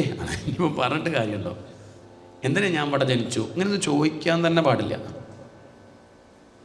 ജനിച്ചു, ഇനിയിപ്പം രക്ഷപ്പെടാൻ നോക്കുക, അത്രേ ഉള്ളൂ. കാട്ടിൽ പെട്ടു, ഇനി എന്തിന് പെട്ടു ചോദിക്കാതെ എത്രയും പെട്ടെന്ന് ഈ കാട്ടിൽ നിന്ന് രക്ഷപ്പെടാൻ ശ്രമിക്കുക, ആനന്ദമായിട്ടിരിക്കാൻ ശ്രമിക്കുക. ആചാര്യസ്വാമികൾ പറയും ഏതുപോലെ ചോദിച്ചാൽ, നമ്മൾ നടന്നു വരുമ്പോൾ കാലിൽ എന്തോ ഒന്നിൻ്റെ ഒരു ജന്തുവിൻ്റെ എന്തോ ഒരു തോന്നുന്നു, കാലിലൊരു അഴുക്ക് വന്നു. വീട്ടിലെത്തിയാൽ നമ്മളെന്താ ചെയ്യുക? ആദ്യം ഏത് ജന്തുവിനെ നോക്കും അല്ലേ? ആ പരീക്ഷിക്കും, എടുത്തു വയ്ക്കൂലേ? അങ്ങനെ നോക്കി കാല് കഴുകുക, അത്രയുള്ള ഏതിൻ്റെ ആയാലും കുഴപ്പമില്ല. ഇതുപോലെയാണ്. ഏതിൻ്റെയാണെന്ന് പരിശോധിക്കേണ്ട, അജ്ഞാനം നീക്കുക, അത്രയേ വേണ്ടു. അതല്ലാതെ ഇനി അതിൻ്റെ മുകളിൽ അങ്ങനെ എന്തിന് ജനിച്ചു ചോദിച്ചാൽ ഉത്തരമില്ല, ജനിച്ചിട്ടില്ല എന്നുള്ളതാ ഉത്തരം. പക്ഷെ അതറിയണമെങ്കിൽ ഈ വഴിക്ക് അങ്ങനെ സഞ്ചരിച്ച് കുറച്ചങ്ങോട്ട് പോകുമ്പം ഇതൊക്കെ ഒരു ഭ്രമമാണെന്ന് ബോധ്യവും. അതുകൊണ്ട് ഇപ്പം ഈ ലോകത്തെ കാടായിട്ട് വർണ്ണിച്ചു. കാടായിട്ട് വർണ്ണിക്കുക പറഞ്ഞാൽ കാടാകുമ്പോൾ നമുക്ക് ഇഷ്ടമാവും, പെട്ടെന്ന് പുറത്തേക്ക് പോകണമെന്നല്ലേ തോന്നുക. അതിനാണ്. ഇതിപ്പോൾ രാജധാനിയെ വിചാരിച്ചാൽ പോകാൻ തോന്നില്ല, നമ്മളിപ്പോൾ സ്വർഗ്ഗമായിട്ട് കാണുക. അപ്പോഴാണ് നമുക്ക് വിട്ടുപോകാൻ പ്രയാസം. പക്ഷേ ജീവിതത്തിൻ്റെ സായാഹ്നത്തിൽ തിരിച്ചറിയും എന്ത്, ഇതൊന്നും വിചാരിച്ചതുപോലെയല്ല കേട്ടോ. അപ്പോഴേക്ക് വൈകി. അത് ആദ്യം അറിയണം. ആദ്യം ഉപേക്ഷിച്ചോളൂ, കൊണ്ടു നടക്കാം. ഉപേക്ഷിച്ചിട്ട് ത്യക്തേന ഭുഞ്ചീഥ, ഉപേക്ഷിച്ചിട്ട് അനുഭവിച്ചോളൂ. എന്താണ്? അങ്ങനെ പറ്റുമോ? ഉപേക്ഷിച്ചിട്ട് പറ്റും. എന്താ പറ്റായ? നമ്മളൊക്കെ ഉപേക്ഷിച്ചത് പിന്നെയും കൊണ്ടു നടക്കാറില്ലേ? ഇല്ലേ? സപ്താഹത്തിന് വരുമ്പോൾ ഏത് ചെരുപ്പാടാറ്? അമ്പലത്തിലേക്ക് വരുമ്പോൾ ചെരുപ്പിടില്ലേ നമ്മൾ? ഇല്ല. അത് മനസ്സുകൊണ്ട് ഉപേക്ഷിച്ചതാണ്. എന്നാലും സപ്താഹത്തിന് വരുമ്പോൾ അതിട്ട് വരാം. എന്നെന്താ, അഥവാ പോയാലും വലിയ വിഷമം. നമ്മളത് ചെരുപ്പിട്ട് പോന്നു, പഴയ ചെരുപ്പ്, ഉപേക്ഷിച്ച ചെരുപ്പ്, അതിട്ട് പോന്നു. ഇവിടെത്തി നമ്മൾ ചായ കുടിച്ച് പോകാൻ നേരത്ത് നോക്കിയപ്പം ആ ചെരുപ്പ് അവിടെ ഇല്ലെങ്കിൽ നമുക്ക് ദുഃഖം ഉണ്ടാവുമോ സന്തോഷം ഉണ്ടാവുമോ? ആവും. ആ 12 കൊല്ലം ഉപയോഗിച്ച് ചെരുപ്പ് പോയല്ലോ. ഏതെങ്കിലും ആവശ്യക്കാരല്ല, ഇല്ലാത്തൊരാളും കൊണ്ടുപോകും, അല്ലെങ്കിൽ ഇപ്പോൾ അയാൾക്ക് ഇത് വേണ്ടല്ലോ. താൻ ഉപേക്ഷിച്ച സംഗതി കൊണ്ടു നടക്കുമ്പോഴും അഥവാ വീണു പോയാൽ എന്തില്ല, ദുഃഖമില്ല. അതുകൊണ്ട് മനസ്സുകൊണ്ട് ആദ്യം മെല്ലെ മെല്ലെ മെല്ലെ മെല്ലെ തള്ളൂ. അത്രയേ വേണ്ടൂ. പണ്ട് കച്ചവടക്കാർ കാട്ടിൽ പെട്ടു, സമ്പത്തൊക്കെ ആയിട്ട് പോവുക യാത്ര. അവർക്ക് പട്ടണത്തിലെത്തണം, നടുക്കൊരു കാടുണ്ട്, പട്ടണത്തിലെത്തിയിട്ടത് അവിടെ കച്ചവടം ചെയ്യുക. ഫാമിലി ആയിട്ടാണ് യാത്ര. വിലപിടിപ്പുള്ള രത്നങ്ങളൊക്കെ ഉണ്ടാകുമ്പം അത് അവിടെ വെച്ച് പോരാൻ വയ്യ, അത് കൊടുത്തിട്ടാണ് അവരുടെ പോക്ക്. പോണ വഴിക്കുണ്ടാകുന്ന പ്രശ്നങ്ങൾ. കാട്ടിലെത്തിയ പിന്നെ ഇരുട്ടാണ്, പകലാ പറഞ്ഞിട്ട് കാര്യമില്ല, ഒന്നും കാണുന്നില്ല, വഴി മനസ്സിലാവണില്ല. ഓരോ വഴിക്ക് പോകും, രക്ഷപ്പെടുന്നു വിചാരിക്കും. കുറച്ചങ്ങോട്ട് പോകുമ്പോൾ വഴി അടഞ്ഞു, തിരിച്ചു വരും, വേറെ വഴിക്ക് പോകും, വഴി മനസ്സിലാവാണ്ട് ക്ലേശിക്കുന്നു. പലതരത്തിലുള്ള ജന്തുക്കൾ ആക്രമിക്കാൻ വരുന്നു. കുറുക്കൻ, ചെന്നായ, സിംഹം, ഒളിച്ചിരിക്കാൻ വേണ്ടി പൊന്തക്കാട്ടിലേക്ക് ചാടിയപ്പോൾ അത് പൊട്ടക്കിണറാ, താഴത്തേക്ക് ഇങ്ങോട്ട് പോവുകയാണ്. ഇങ്ങനെയുള്ള വിഷമങ്ങൾ കുറേ പേരൊക്കെ അങ്ങനെ അങ്ങോട്ട് മരിക്കും. ചിലർ പിന്നെ അതിൽ രക്ഷപ്പെട്ട് മുന്നോട്ട് സഞ്ചരിക്കും. കൊതുകിൻ്റെ ശല്യം, സ്വസ്ഥമായിട്ട് ഉറങ്ങാൻ പറ്റണില്ല, മൂട്ട, ഇങ്ങനെയുള്ള പ്രശ്നങ്ങൾ. ചീവീട്, ഒന്ന് കണ്ണടച്ചാൽ ചീവീടിൻ്റെ ശബ്ദം. ഇത് എവിടുന്നാണ് നോക്കിയാൽ മനസ്സിലാവില്ല. വലിയ കയറ്റം, അത് കയറി കുറച്ച് കഴിഞ്ഞാൽ ഇറക്കണ്ടാവുമെന്ന് വിചാരിക്കും. ഇല്ലില്ല, ആ കയറ്റം തന്നെയുള്ളൂ. അങ്ങനെ അങ്ങോട്ട് മരിക്കുക കുറേ പേര്. അതിനിടയ്ക്ക് കൊടുങ്കാറ്റ്, തൊട്ട് മുമ്പിലുള്ള കാര്യം കാണാൻ പറ്റാണ്ട് ക്ലേശിക്കുക. മുന്നിൽ വഴി ഉണ്ടാവുന്നുള്ള മട്ടിൽ കാലെടുത്ത് വെച്ചു, കൊക്കയാണ്. അങ്ങനെ കുറേ പേര് മരിച്ചു. കയ്യിലുള്ള ധനമായിട്ട് ലക്ഷക്കണക്കിന് പേര് പുറപ്പെട്ടെങ്കിലും അതിൽ 1-2 പേര് മാത്രമേ പുറത്തെത്തുന്നുള്ളൂ. ആ പോണ സമയത്ത് ഉണ്ടാവണ വേറെ ദുഃഖങ്ങൾ, 6 കൊള്ളക്കാർ വന്നിട്ട് കയ്യിലുള്ള ധനം അപഹരിച്ചു കൊണ്ടുപോയി. ഇങ്ങനെ ക്ലേശിച്ച് അപൂർവം ചിലർ മാത്രം ആ കാടിൻ്റെ പുറത്തെത്തുന്നു എന്ന് പറഞ്ഞാൽ അർത്ഥം കുറേ മനുഷ്യരിവിടെ ജനിച്ചാലും അപൂർവം ചിലർ മാത്രം ജീവൻ മുക്തന്മാരാകുന്നു എന്നാണ് പറഞ്ഞത്. ഈ കാട് എന്ന് പറഞ്ഞാൽ തന്നെ ശരി എന്ത് തെറ്റെന്തെന്ന് അറിയില്ല. വഴി നേരെയാവുന്ന കരുതി ഓരോരോ ഉദ്യോഗത്തിന് പോവുക നമ്മൾ, ഇല്ലേ? ഏതാ വഴി അറിയില്ല. താങ്ങ് കിട്ടു നോക്കുക, നേരെയായാലോ. കാശുണ്ടാക്കി നോക്കുക, നേരെയായാലോ. ഇന്ന ജോലി ചെയ്ത് നോക്കുക, നേരെയായാലോ. കല്യാണം കഴിച്ചു നോക്കുക, നേരെയായാലോ. കുട്ടിയായ നേരെയാവുമായിരിക്കും. സമാധാനം അന്വേഷിച്ച് ഓരോരോ വഴിക്ക് പോകും. കുറച്ച് കാലം ഈശ്വരൻ ഉണ്ടെന്ന് പറഞ്ഞ് നടക്കും, പിന്നെ ഈശ്വരൻ ഇല്ല പറഞ്ഞ് നടക്കും. ചില തിരിച്ച് ഈശ്വരൻ ഇല്ല എന്ന് ആദ്യം പറയും, പിന്നെ ഈശ്വരൻ ഉണ്ടെന്ന് പറയും. ഇങ്ങനെ ഏതാ വഴി എന്നറിയാണ്ട് തിരിച്ച് വരണോ പോകണു. അതാ പറഞ്ഞത്. കുടുംബസമേതം പോകുന്നു. ധനം എന്ന് പറഞ്ഞാൽ ഭഗവാനെ ഭജിക്കാനുള്ള കഴിവുണ്ട്, തപസ് ചെയ്യാനുള്ള കഴിവുണ്ട്, ആത്മവിചാരം ചെയ്യാനുള്ള കഴിവ് മനുഷ്യനുണ്ട്. പക്ഷെ അത് 5 കള്ളന്മാർ, പിന്നെ മനസ്സും കൂടി കൂടുമ്പോൾ 6 കള്ളന്മാർ. മനസ്സ്, കണ്ണ്, മൂക്ക്, നാക്ക്, ചെവി, തൊക്ക്, ഇന്ദ്രിയങ്ങളും മനസ്സും കൂടി നമുക്ക് ഭഗവാനെ ധ്യാനിക്കാനുള്ള കഴിവ് ചോർത്താണ്. നമുക്ക് സമയമുണ്ട്, പക്ഷെ സമയമൊക്കെ എങ്ങോട്ട് പോകും? പലതും കാണാൻ, പലതും കേൾക്കാൻ, തൊടാൻ, രുചിക്കാൻ, അങ്ങനെ അങ്ങോട്ട് പോവുകയാണ്. അതാണ് കള്ളന്മാർ ചോർത്തി കൊണ്ടുപോയി എന്ന് പറഞ്ഞത്. ഈ യാത്രയുണ്ടാവുന്ന വിഷമങ്ങൾ, പലതരത്തിലുള്ള ദുഃഖങ്ങൾ, അതാണ് കുറുക്കൻ്റെ ഓരിയിടലായിട്ടും. സിംഹം എന്ന് പറഞ്ഞാൽ വലിയ രോഗം. ഓടി ഒളിക്കുകയാണ് പേടിച്ചിട്ട്, പുലിയെ പേടിച്ചിട്ട്, മരണഭയം. താൻ സുരക്ഷിതനാവുമെന്ന് കരുതി എടുത്തു ചാടി പൊന്തക്കാട് വീട് വെച്ചു. അത് പൊന്തക്കാടല്ല, പൊട്ടക്കിണറാണ്. വീണു. കുടുംബസമേതം യാത്ര പോകുന്നു. പലതരത്തിലുള്ള ദുഃഖങ്ങൾ, കൊതുകിൻ്റെ കടി, ചെവിയിൽ വന്നിങ്ങനെ മൂളും എന്ന് പറഞ്ഞ് മൂളിയിട്ട് ചോര കുടിച്ച് പോകും. ഇങ്ങനെയുള്ളവർ ലോകത്തുണ്ടാവും. നമ്മുടെ അടുത്ത് വന്നിട്ട് മറ്റുള്ളവരുടെ കുറ്റം അങ്ങനെ പറയും. നമുക്ക് വലിയ സന്തോഷമാവും. നമ്മുടെ കയ്യിൽ ചായ കുടിച്ച് പോകും. ചായ കുടിച്ചിട്ട് എങ്ങോട്ടാണ് പോവുക? എത്ര നേരം ആരുടെ കുറ്റം പറഞ്ഞു, അവരുടെ അടുത്തേക്ക് പോയിട്ട് അവിടെ എത്തിയിട്ട് നമ്മളെ പറ്റിയിട്ട് ഞാൻ അവിടുന്ന് കുടിച്ചിട്ട് പൊട്ട ചായ, നീ നല്ലോന്ന് എടുക്ക് എന്ന് പറഞ്ഞ് നമ്മളെ പറ്റി അവിടെ പറഞ്ഞ് അവിടുന്ന് ചോര കുടിക്കും. ഇങ്ങനെയുള്ളവർ ലോകത്തുണ്ടാവും. ഇങ്ങനെയുള്ളവരൊക്കെ ഉണ്ടെന്ന് മനസ്സിലാക്കിയാൽ എളുപ്പമല്ലേ? അത് ചോദ്യമുള്ളൂ. ഇതൊന്നും അറിയാണ്ട് ഇരിക്കുമ്പോഴാണ് ഇങ്ങനെയൊക്കെയാണെന്ന് മനസ്സിലാക്കുക. അത്രയേ വേണ്ടൂ. ലോകം ഇങ്ങനെയാണ്. അതിൽ പെർഫെക്ഷൻ ഉണ്ടാവില്ല. പെർഫെക്ഷൻ ആത്മാവിന് മാത്രമേ ഉള്ളൂ, ഈശ്വരന് മാത്രമേ ഉള്ളൂ, ബോധത്തിൽ മാത്രമേ ഉള്ളൂ. നമ്മളിങ്ങനെ നോക്കുകയാണ്. ഒന്ന് നേരെയാക്കുമ്പോഴേക്ക് 10 ചിത്തിയാവും, അത് നേരെയാക്കുമ്പോഴേക്ക് ബാക്കി. അത് നോക്കണ്ട. അത് കാണിക്കാനാണ് ഇപ്പം അത്രയും പറയണതേ. ചീവീടിൻ്റെ ശബ്ദം, കുറ്റം ഇങ്ങനെ കേൾക്കും നമ്മളെ പറ്റിയിട്ട്, ഇല്ലാത്തത് ഇങ്ങനെ കേൾക്കുകയാണ്. ഇത് എവിടുന്നേ കേട്ടു? ഇത് ആരെപ്പോൾ തന്നോട് പറഞ്ഞു? വാട്സപ്പ് കണ്ടതാ, ഞാനിട്ടൊരു 100 ഗ്രൂപ്പിൽ കിടക്കട്ടെ. ഇങ്ങനെ നമ്മളെ പറ്റി ഇങ്ങനെ കുറ്റം. ആരാ? ഈ ജന്തുവിനെ കാണില്ല. ചീവീട് പറഞ്ഞാൽ മനസ്സിലായില്ലേ? അത് എവിടുന്നാ മനസ്സിലാവില്ല. അവിടുന്ന് തോന്നുന്നു അവിടുന്നല്ല, അവിടുന്ന് അവിടെ നോക്കി അവിടെയും കാണില്ല. ഇങ്ങനെയുള്ളവരെ ലോകത്തുണ്ടാവും. കരഞ്ഞിട്ട് കാര്യമില്ല, ദുഃഖിച്ചിട്ട് കാര്യമില്ല. ഇങ്ങനെയാണ് ലോകം. ഇതൊക്കെ കൂടുമ്പോഴാണ് ലോകം. മുൾച്ചെടി ഉണ്ടാവും, പലതരത്തിലുള്ള മരങ്ങളുണ്ടാവും. ചിലത് വിഷക്കായിരിക്കും, ചോട്ടുപോയിരിക്കും, തണലാന്ന് വിചാരിക്കും, ആശ്രയമായല്ലോ വിചാരിക്കും. അപ്പോഴാണ് താഴേക്കൊരു കായ വീഴുകയാണ്.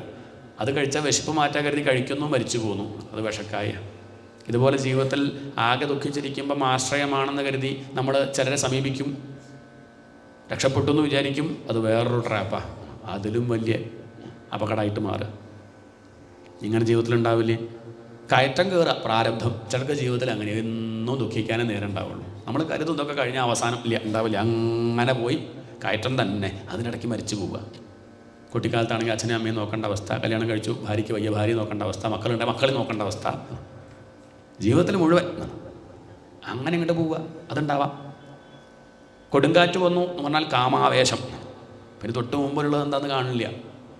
അമ്മയാണോ അനിയത്തിയാണോ ഒന്നറിയാതെ പല അബദ്ധവും ചെയ്തു പോയി. പിന്നെ ആജീവനാന്തം ദുഃഖിക്കുക. അതാണ് കൊക്കയിലേക്ക് വീണു എന്ന് പറഞ്ഞത്. ഇങ്ങനെയൊക്കെ ഒരു ജന്മം കിട്ടി, അത് എന്താ നിശ്ചയില്ലാതെ വ്യക്തമായൊരു ധാരണ ഇല്ലാണ്ട് വഴി കാണിച്ചു തരാൻ ആരുമില്ലാതെ അതിന് ശ്രമിക്കാതെ കഷ്ടപ്പെട്ട് ജീവന്മാരങ്ങനെ സഞ്ചരിച്ച് പലരും പരാജയപ്പെടുന്നു. എന്നാൽ ചിലർ മാത്രം അപ്പുറത്തെത്തും. അതെങ്ങനെയാണ് ചോദിച്ചു. അതെങ്ങനെയാണ് ചോദിച്ചാൽ അവിടെയും ഹരികഥ പാടുന്ന വണ്ടുകളുണ്ടാവും, രഘുഗണ എവിടെയെങ്കിലും ഉണ്ടാവും. എന്ന് പറഞ്ഞാൽ ജ്ഞാനികളുണ്ടാവും. അധികം ഉണ്ടായിക്കോണമെന്നില്ല, കുറച്ചൊക്കെ ഉണ്ടാവും. അവരെ ശ്രദ്ധിക്കാൻ നോക്കുക. അവർക്ക് ചിറകുകളുണ്ട്. വണ്ട് ഇങ്ങനെ തേൻ കുടിച്ച് ആടി അങ്ങനെ പറന്ന് നടക്കുമ്പോൾ നമുക്ക് താഴത്ത് കൂടെ നടന്നു പോകണ്ടേ? മുൾച്ചെടിയൊക്കെ ഉണ്ടാവും, നമുക്ക് ചിറകില്ലല്ലോ. അപ്പോൾ നമ്മുടെ കയ്യിൽ ഭാഗവതമാകുന്നൊരു വാള് അത് കയ്യിൽ പിടിക്കുക. ജ്ഞാനാസിമാതായ തരാതിപാരം, അറിവാകുന്ന വാള് കയ്യിൽ കരുതി മുകളിലൂടെ പറന്നു പോകുന്ന വണ്ടുകളെ തന്നെ ശ്രദ്ധിച്ച് മുന്നിലുള്ള മുൾച്ചെടികൾ തട്ടിമാറ്റി അവരെ ശ്രദ്ധിച്ച് പോയാൽ അവർ ഈ കാടിൻ്റെ പുറത്തേക്ക് എത്തും, ഉറപ്പാ. അവരെ പിന്തുടർന്ന് നമുക്കും എന്ത് ചെയ്യാം? നമുക്കും കാടിൻ്റെ പുറത്തേക്ക് എത്താം. അതല്ലാതെ അതുകൊണ്ട് ഈ കുടുംബജീവിതം നയിക്കുമ്പോഴും സമയം കിട്ടുമ്പോഴൊക്കെ സത്സംഗത്തിൽ പങ്കെടുത്ത് എടാകൂടൊക്കെ ആയിക്കോളൂ. ഒരധ്യായം വായിച്ചിട്ട് എന്താണ് ഇത് വിട്ടാൽ കഴിഞ്ഞു. നമുക്കിപ്പോൾ അത് ഒഴിവാക്കുക പറയുമ്പോഴല്ലേ വിഷമമുള്ളൂ. അതൊക്കെ ആയിക്കോട്ടെ, ഇപ്പോൾ ഉള്ളതൊക്കെ തുടർന്നോളൂ. അതിൽ ഭഗവാനും കൂടി ചേർത്തോളൂ. അതല്ലെങ്കിൽ പെടും. ആ വണ്ടിൽ നിന്ന് വിട്ടുപോയാൽ നമ്മൾ ആ നോട്ടൊന്ന് മാറിയാൽ മതി. പിന്നെ വണ്ടിൻ്റെ വഴിക്ക് പോയിട്ടുണ്ടാവും, കുടുങ്ങി. ജീവിതത്തിൽ പിന്നെ മുന്നോട്ട് എങ്ങനെയെന്ന് അറിയാതെ ദുഃഖിക്കേണ്ടി വരും. അതുകൊണ്ട് എത്ര തിരക്കുണ്ടെങ്കിൽ ജീവിതത്തിൽ സുഖം വരട്ടെ ദുഃഖം വരട്ടെ മാറി മാറി വരട്ടെ, പക്ഷെ ഞാൻ സത്സംഗം വിടില്ല. ഊണ് വിടണില്ലല്ലോ, ചായ ഒഴിവാക്കണില്ലല്ലോ. ഉണ്ടോ? അടുത്ത ബന്ധു മരിച്ചു, ഞാനിപ്പോൾ ചായ കുടിക്കാറില്ല, അല്ലെങ്കിൽ ഭക്ഷണം കഴിക്കാറില്ല, 12 കൊല്ലമായിട്ട് ഞാൻ. അങ്ങനെയൊന്നുമില്ല. അതൊക്കെ എന്തെങ്കിലും അങ്ങനെയാണെന്ന് ഭാഗവതം വേണം. അങ്ങനെയാണെങ്കിൽ ധ്യാനം വേണം, ഈശ്വരനെ ഭജിക്കണം, വിടരുത്. അതാണ് മനസ്സിൻ്റെ ആഹാരം. അങ്ങനെ മുന്നോട്ട് പോകണം. അങ്ങനെയാണെങ്കിൽ പുറത്തെത്താൻ സാധിക്കും. മിത്രങ്ങൾ നമുക്കെത്ര ശിവശിവ, വിഷ്ണു ഭക്തന്മാരില്ലേ ഭുവനത്തിൽ. വിഷ്ണു ഭക്തന്മാരില്ലേ, ഭഗവത് ഭക്തന്മാരില്ലേ, അവരെ ആശ്രയിച്ചുകൂടെ സന്യാസിമാരില്ലേ, ജ്ഞാനികളില്ലേ. എത്ര എത്ര ഗ്രന്ഥങ്ങളുണ്ട്. അതൊക്കെ പഠിച്ച് വിനയത്തോടു കൂടി ഈ ലോകത്ത് സഞ്ചരിച്ചാൽ ഈ കാട്ടിൽ പെടാതെ പുറത്തെത്താൻ സാധിക്കും. അപ്പോൾ ഈ കാടിനെ പറ്റി വർണ്ണിച്ചത് ദുഃഖിക്കാനോ വിഷമിക്കാനോ അല്ല, അത് ലോകത്തെ മോശമാക്കി കാണിക്കാനോ അല്ല. ഈ പ്രശ്നങ്ങളൊക്കെ ആദ്യം മനസ്സിലാക്കിയാൽ ഒന്നും കൂടി എന്തുണ്ട്, എളുപ്പമുണ്ട് അല്ലേ? കറണ്ട് പോകുമെന്ന് മനസ്സിലാക്കിയ ടോർച്ചെടുത്ത് പോവാലോ. മനസ്സിലാവുന്നില്ലേ? മഴ പെയ്യുന്ന പറഞ്ഞാൽ കോടടുത്ത് വരാലോ. ഒന്ന് ഒരുങ്ങുക, അത്രയേ ഉള്ളൂ. അപ്പോൾ കദീനയ്ക്ക് തീ കൊടുത്തു, അത് കാണുന്നൊരു വ്യക്തിക്ക് ഒരുങ്ങാം അല്ലേ? അങ്ങനെ കത്തി തുടങ്ങിയാൽ അദ്ദേഹം ചെയ്തു കൊടുത്തു. ആ പൊട്ടിക്കഴിഞ്ഞാലും ഇയാൾക്കൊരു കുഴപ്പമില്ല. ശ്രദ്ധിച്ചിട്ടുണ്ടോ? അദ്ദേഹം കാണാത്ത ഒരാളാണെങ്കിലോ അവിടെ ഇരുന്ന് അങ്ങനെ പ്രദോഷം പറയുമ്പം മറ്റാൾ കതിരിക്ക് തീ കൊളുത്തി, അതൊന്നും ഇയാൾ അറിയണില്ല. ഒന്ന് ആലോചിച്ച് നോക്കൂ. രണ്ടായാലും പൊട്ടി, പക്ഷെ മറ്റാൾക്കത് കുഴപ്പമില്ല, കാരണം അദ്ദേഹം ആദ്യം ഒരുങ്ങി. ഇത്രയേ ഉള്ളൂ. രണ്ടായാലും പൊട്ടും. അപ്പം ജ്ഞാനിക്കും പൊട്ടും അജ്ഞാനിക്കും പൊട്ടും. പക്ഷെ ജ്ഞാനിക്ക് ദുഃഖം ഉണ്ടാവില്ല, അയാൾ ഒരുങ്ങി. അയാൾക്ക് അറിയാത്തത് അപ്പോൾ പൊട്ടും, മറ്റാൾക്കത് അറിയില്ല, അയാൾ അന്തം പെടും. അതുകൊണ്ട് ആദ്യം അതിനെ സപ്താഹം ഭാഗത്തൊക്കെ കേൾക്കണ ഒരുങ്ങാണ്, പോവുകയാണ്. എങ്ങോട്ട്? ഗൾഫിക്കോ? ഇതൊരു പ്രിപ്പറേഷനാണ്. മരണത്തിന് ഒരുങ്ങാണ്, പരീക്ഷത്തിനെ പോലെ. പരീക്ഷത്തിങ്ങനെ കാത്തിരിക്കുകയാണ്. തക്ഷകൻ എവിടെ പോയേ പറ്റൂ. പക്ഷെ പോവാത്തവനാണ് ഞാനെന്ന് പോണതിൻ്റെ മുന്നേ അറിയണം. എന്താണ് ഞാൻ മരിക്കാത്തവനാണെന്ന് ഞാൻ അറിയണം മരിക്കുന്നതിൻ്റെ മുമ്പ്. അത്രയേ ഉള്ളൂ. ഞാൻ ഈ തുച്ഛമായ ശരീരമല്ല എന്ന് അറിഞ്ഞിട്ട് ആ ദേഹം അങ്ങോട്ട് ഒഴിവാക്കുക. അതാണ് ഇവിടെ കാണിച്ചിരുന്നത്. രഘുഗണ ഇതൊന്നും തപസ് കൊണ്ട് അറിയാൻ പറ്റുന്നതല്ല, കുറേ പുസ്തകം വായിച്ചാൽ കിട്ടുന്നതല്ല, നാട് വിട്ട് കാട്ടുപോയാൽ കിട്ടുന്ന കരുതിയോ? രഘുഗണ ഇത തപസ നയാതി ന ചേജ്യയ നിർവപണാത് ഗൃഹാത്വാ നച്ഛന്ദസ. കുറേ പുസ്തകം പഠിച്ചാൽ കിട്ടില്ല. പിന്നെ എങ്ങനെയാണ് കിട്ടുക? വിനാമഹത്പാദരജോഭിഷേകം. മഹാത്മാക്കളുടെ കാലിൽ വീണ് നമസ്കരിച്ച് അവരുടെ പാദത്തിൽ പറ്റിപ്പിടിച്ചിരിക്കുന്ന പൊടിയെടുത്ത് ശിരസിൽ ധരിച്ചാൽ ആ മഹാത്മാക്കളുടെ കാരുണ്യം കൊണ്ട് മാത്രമേ ഒരു ജീവൻ ശുദ്ധാവുള്ളൂ എന്നങ്ങോട്ട് കേട്ടതും രഘുഗണൻ തൊഴുതങ്ങോട്ട് നമസ്കരിച്ചു. ഭരതൻ്റെ പാദത്തിലുള്ള ആ പൊടിയെടുത്ത് ശിരസിൽ തളിക്കുന്നു. അങ്ങനെ ഭരതൻ രഘുഗണൻ ഒരുപോലെ ചെയ്താണ്. രഘുഗണനെ ഭരതനെപ്പോലെ തന്നെയാണ് ജ്ഞാനിയാക്കി മാറ്റി. ഇനി ഒരു കാര്യം കൂടി ഞാൻ പറയാം. അഹംപുരാ ഭരതോ നാമരാജ. രഘുഗണ, പണ്ട് ഞാനേ തന്നോട് പറയേണ്ട കരുതിയതാ, ഇനി പറയാലോ. ഇനിയിപ്പം തൻ്റെ അഹങ്കാരമൊക്കെ പോയില്ലേ. ഞാൻ ഭരതൻ എന്ന രാജാവായിരുന്നു. തന്നെപ്പോലെ തന്നെ കുറച്ചൊക്കെ ഒരു അഭിമാനം ഉണ്ടായിരുന്നു, തന്നെപ്പോലെ തന്നെ അറിയണമെന്നൊരു മോഹം ഉണ്ടായിരുന്നു. അങ്ങനെ എല്ലാം വിട്ട് ഞാൻ കാട്ടിൽ പോയപ്പോൾ ഒരു മാൻ എന്നെ പറ്റിച്ചു. മാനല്ല, എൻ്റെ വാസന, അതിന് കാരണമായി മാനേ ഉള്ളൂ. എനിക്ക് തന്നെ കണ്ടപ്പം എന്നെപ്പോലെ തന്നെ തോന്നി, അറിയണമെന്ന് മോഹമായിട്ട് നടക്കുന്ന ഒരാളാണ്, കുറച്ചൊരു അഹങ്കാരം ഉണ്ട് എന്നാണ്. ഇനി ഞാൻ ഒന്നും കൂടി പറയാം, ആ പറ്റിച്ച മാനാടോ താൻ? എന്താണ് ആ മാനങ്ങനെ അങ്ങനെ രഘുകണ്ണായിട്ട് വന്നു. ഞാൻ എന്താ ഈ ബ്രാഹ്മണ വേഷത്തിൽ നിൽക്കുന്നു. തന്നെ കണ്ടപ്പോഴേ താൻ ആ വളവ് തിരിഞ്ഞപ്പോഴേക്ക് മനസ്സിലായി എന്ത് ആ മാനതാ പോണ. എന്തായാലും കഴിഞ്ഞ ജന്മത്തിൽ കൂടെ ഉണ്ടായതല്ലേ, നേരെ ആവട്ടെ എന്നൊരു വിചാരം ഉണ്ടായതുകൊണ്ടാണ് ആര് നേരിയത്. അവിടെ തൻ്റെ കേമത്തൊന്നുമല്ല എന്നർത്ഥമാണ്. തന്നെ ഇവിടെ എത്തിച്ചതും ആ മഹാശക്തി തന്നെയാണ്, അത്രയേ ഉള്ളൂ. അതുകൊണ്ട് മഹാത്മാക്കളുടെ അനുഗ്രഹം കൊണ്ട് മാത്രമേ, നല്ലൊരു ഗുരുനാഥൻ്റെ കാരുണ്യം കൊണ്ട് മാത്രമേ ഒരു ജീവൻ ശുദ്ധാവുള്ളൂ എന്നാണ് പറഞ്ഞതിൻ്റെ താല്പര്യം. ഏതായാലും അങ്ങനെ ഭരതരഘുഗണ സംവാദം മനോഹരമായിട്ടുള്ള ഭാഗം. അതിനുശേഷം പിന്നീട് വീണ്ടും പരീക്ഷത്ത് പല ചോദ്യങ്ങളും ചോദിക്കുന്നു. അങ്ങനെ ഗ്രഹങ്ങളെപ്പറ്റി നക്ഷത്രങ്ങളെപ്പറ്റിയൊക്കെ വിസ്തരിക്കുകയാണ്.